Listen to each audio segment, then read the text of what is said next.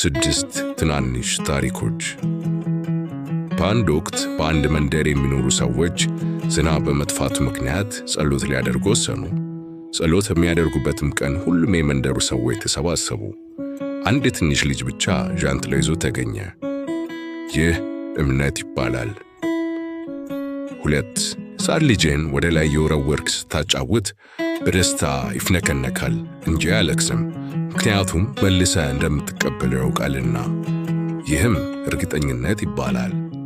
3 በእያንዳንዱ ምሽት ወደ አልጋችን ስንሄድ በነጋው ማለዳ በሕይወት እንደምንቆይ ምንም አይነት ማረጋገጫ ባይኖረንም የማንቂያ ደውል አላርም ሞልተን እንተኛለን።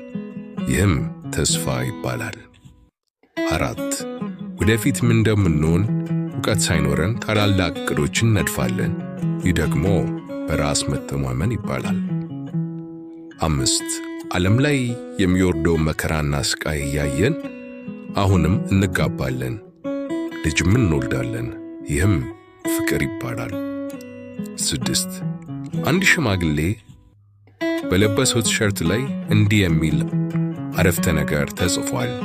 እኔ የ60 ዓመት ሽማግሌ አይደለሁም፣ የ44 ዓመት ልምድ ያለኝ የ16 ዓመት ወጣት እንጂ። ይህ ለራሳችን ያለንን አመለካከት ያሳያል። መልካም ጊዜ ይሁንላችሁ።